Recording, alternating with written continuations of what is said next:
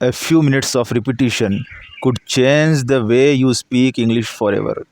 Stay with me because by the end of this session, you will not only practice English, you will train your tongue, sharpen your listening, and teach your mind a new way of learning.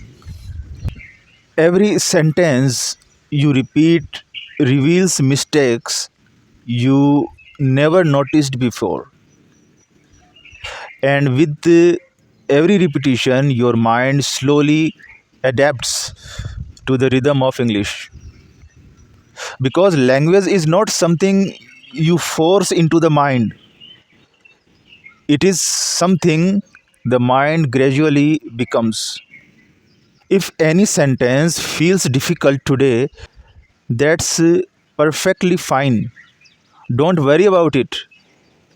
Growth is rarely noticed while it is happening, but repetition leaves a small mark upon the mind.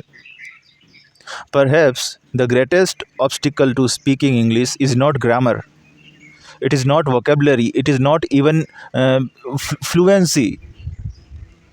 It is the quiet fear that our pronunciation is somehow not good enough. We hear someone pronounce burger in a polished accent, and immediately we assume that they must be more intelligent, more educated, and somehow superior. But if you say burger in your own way, what terrible thing has happened? Nothing at all. No one is going to arrest you for it. People will still understand what you mean. People are not fools.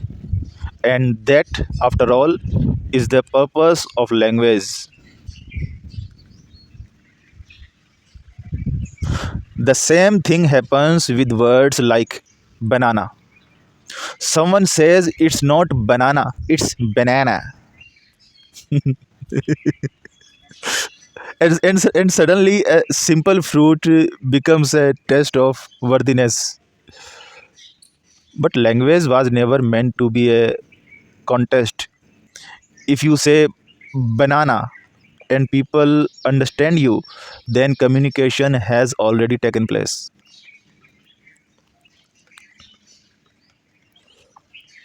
Of course, there are certain sounds that require a little attention.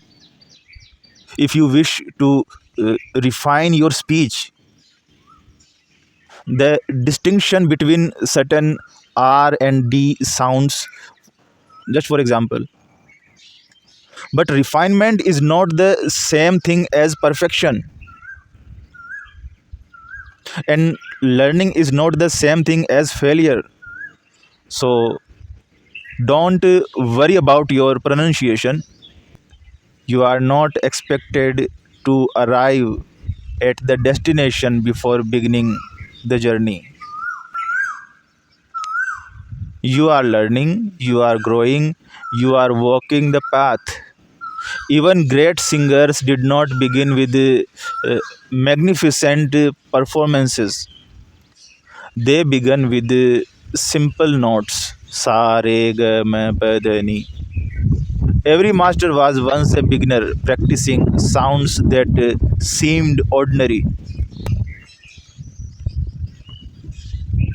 And there is another curious thing about English. People often imagine that it is a fixed structure, neatly arranged and permanently complete. But it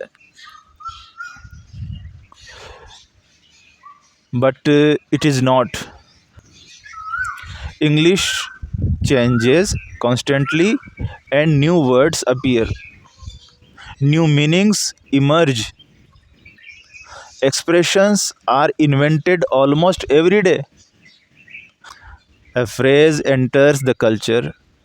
People begin using it, and before long it becomes part of the language itself. Consider a phrase like gaslighting. At first, people explain it carefully. Then, as familiarity grows, they shorten it, reshape it, and use it more casually. And then they call it gaslit.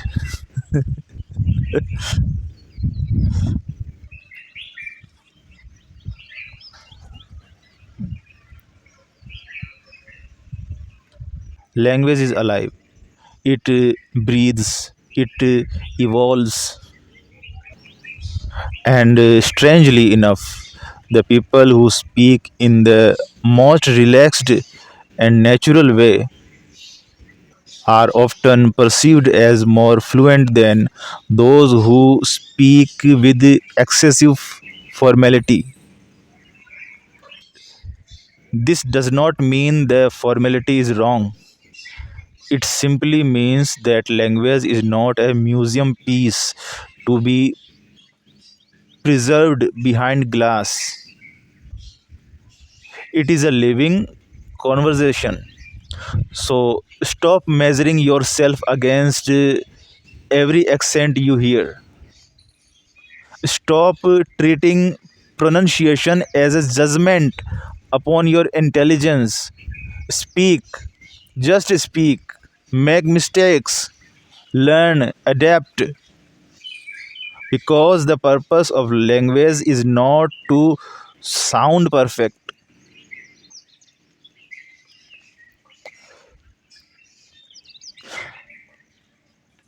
The purpose of language is to connect one human mind with another. Keep listening, keep repeating, keep allowing your mind to adapt.